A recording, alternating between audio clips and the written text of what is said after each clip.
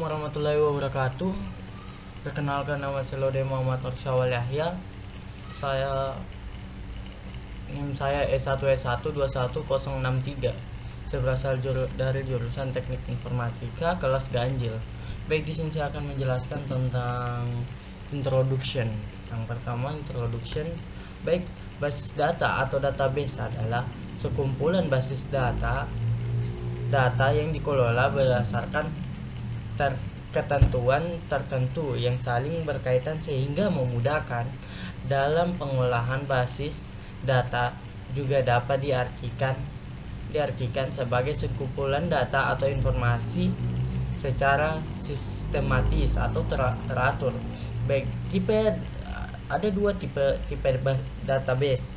Yang pertama database relasional, yang kedua itu database non relasional. Database relasional itu data diatur ke baris dan kolom dalam tabel terpisah. Basis data relasional dirancang untuk memungkinkan normalisasi, yaitu bahwa setiap bagian data hanya disimpan di satu tempat. Database non relasional basis data yang dirancang untuk memenuhi persyaratan peningkatan skalabilitas. Sistem manajemen basis data DBMS berisi informasi tentang perusahaan tertentu, yaitu ada tiga. Yang pertama itu pengumpulan data yang saling terkait, yang kedua itu kumpulan program untuk mengakses data, yang ketiga itu lingkungan yang nyaman dan efisien untuk digunakan. Aplikasi basis data menjadi tiga bagian. Yang pertama perbankan atau transaksi, maskapai penerbangan, reservasi jadwal, universitas, pendaftaran nilai. Database bisa sangat besar. Basis data menyentuh semua aspek kehidupan kita. Baik, di sini jenis atributnya menjadi 4: himpunan, nilai khusus, 1 0 dan silver card. Baik, nilai himpunan, nilai yang diperbolehkan untuk setiap atribut disebut dominan atribut. Atribut biasanya harus atomik, yaitu tidak dapat dibagi. Nilai khusus 0 adalah anggota dari setiap domain. Diindikasikan bahwa nilai tidak diketahui. Yang terakhir itu nilai Sliblage cards. Nilai 0 menyebabkan komplikasi dalam definisi banyak operasi. Baik, materi yang kedua itu tentang intro to relation model. Baik, di sini kita bisa lihat pada gambar di sini, ini adalah contoh relasinya.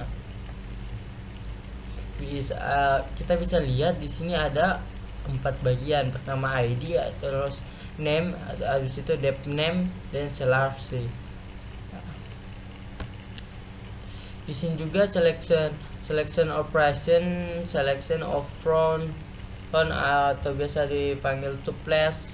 Di sini kita bisa lihat ada menjadi 2 bagian pada gambar sini. Ada relation R dan ini.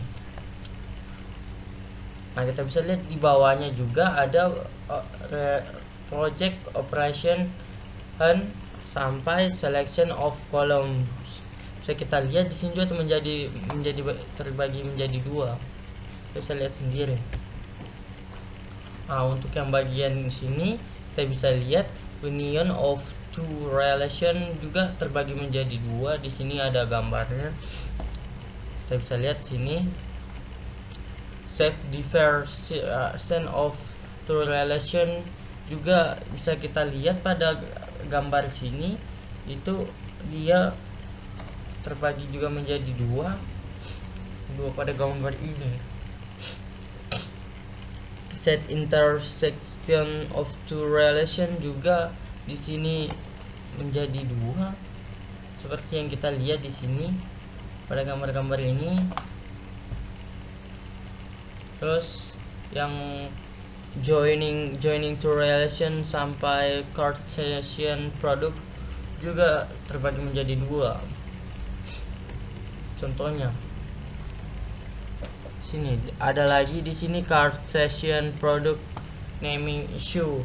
Di sini kita bisa lihat pada gambar yang pertama dan kedua. Inilah yang dibilang Cartesian product and naming issue. Yang renaming a table juga di sini ada menjadi dua. Bisa kita lihat pada gambar pertama dan gambar kedua. Nah, di sini yang terakhir kayaknya computation of operation. Juga kita bisa lihat sendiri di sini dia terbagi dua pada gambar pertama dan gambar kedua. Kalau natural join itu sama ini sebenarnya, kita bisa lihat sendiri pada gambar sini natural joinnya. Nah, yang ketiga analisis dan desain basis data. Proses analisis dan desain basis data itu terbagi menjadi 6. Pahami proses bisnis utama, ekstraksi atas entitas dasar, tentukan atribut setiap entitas. Yang keempat itu tentukan relasi antara entitas berdasarkan proses bisnis. Yang kelima itu buat rancangan tabel dan implementasikan pada sebuah RDBMS. Buat skenario query untuk menguji apakah desain basis data sudah sesuai dengan proses bisnis yang diinginkan. Nah, di sini pahami proses bisnis utama itu itu terbagi menjadi 3. Dokumen resmi, misalnya UU, peraturan dan lain-lain. Yang kedua itu wawancara dengan pihak terkait yang akan menggunakan basis data. Yang ketiga itu pengalaman langsung terhadap proses bisnis yang menjadi objek penyusun basis data. Ekstraksi entitas dasar itu terbagi menjadi 3 juga. Yang pertama, tulislah semua objek yang Anda temukan. Kelompokkan objek tersebut dalam kelompok yang lebih kecil berdasarkan hierarki. Lalu buat tetapan entitas. Pilihlah entitas yang paling dasar sebagai komponen yang proses bisnis utama. Nah, di sini ada macam-macam relasi one to one, hubungan one to one antara instruktur dan student. Itu terbagi menjadi 2. Seorang student dikaitkan dengan banyak satu instruktur melalui hubungan advisor. Seorang student dikaitkan dengan paling banyak satu departemen melalui studeped. Bisa kita lihat di sini pada gambar sini, di sini advisor, di sini student, dan di sini indikator. Macam-macam relasi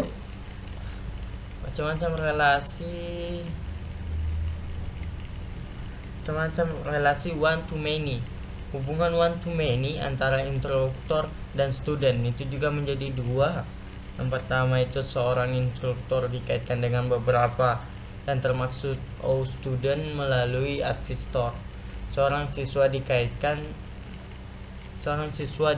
dengan paling banyak satu instruktur melalui advisor. Bisa kita lihat sini juga sama kayak yang pertama, one to one.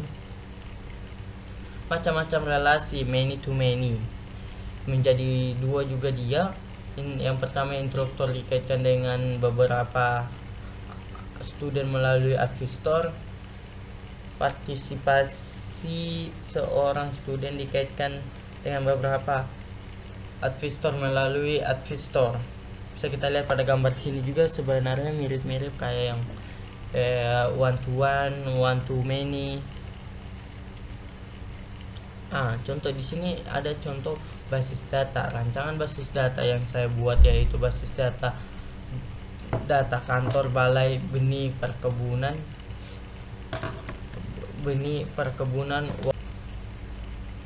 Baik, Di sini ada contoh basis data, rancangan basis data kantor Balai Benih Perkebunan Wakumur. Manfaat yang dibuatnya basis data ini yaitu untuk mengetahui kepala dan staf kantor Balai Benih Perkebunan Wakumur, untuk mengetahui identitas dan jumlah petani dan pengelola lahan kantor tersebut, untuk mengetahui pendapat kantor benih. Yang pertama, contoh basis entitas dasarnya dan entitas dasar. Itu pertama kita itu kepala kantor yang di dalamnya nama, status nik, tanggal lahir. Yang kedua itu staff. Yang ketiga itu petani, kantor petani. Yang keempat itu kantor. Yang kelima itu gudang. Keenam itu pasar. Yang ketujuh itu RT RW. Yang ke-8 itu desa. Mungkin ini 1 sampai 3 itu adalah anggota, 4 sampai 6 itu instruktur, 7 sampai 8 itu wilayah. Nah, baik, di sini kita bisa lihat sendiri di sini apa contohnya. Kita langsung buat. Lihatlah pada gambar sini, instruktur itu yang seperti tadi. Lokasi sini terbagi menjadi 5. Yang pertama itu lokasi, instruktur, pengelola infar, anggota, dan petani. Terus kita masukkanlah pada yang tadi. Nah, baik, ini yang keempat itu normalisasi basis data. Normalisasi basis database adalah proses pengelompokan atribut data yang membentuk entitas sederhana, redundant, fleksibel, dan mudah beradaptasi sehingga dapat dipastikan bahwa database yang dibuat berkualitas baik. Di sini ada gambar contoh dari normalisasi data. Yang pertama itu normalisasi tahap 1, tabelnya itu di sini. Yang kedua itu contohnya begini, tahap yang kedua. Nah, di sini contoh normalisasinya. Dia itu menjadi 4 bagian juga: personal, user, barang, dan transaksi.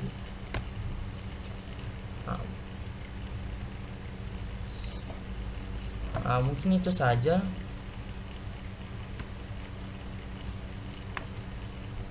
Mungkin itu saja yang saya bisa jelaskan tentang basis data ini. Mohon maaf bila ada salah kata dan kurangnya. Assalamualaikum warahmatullahi wabarakatuh.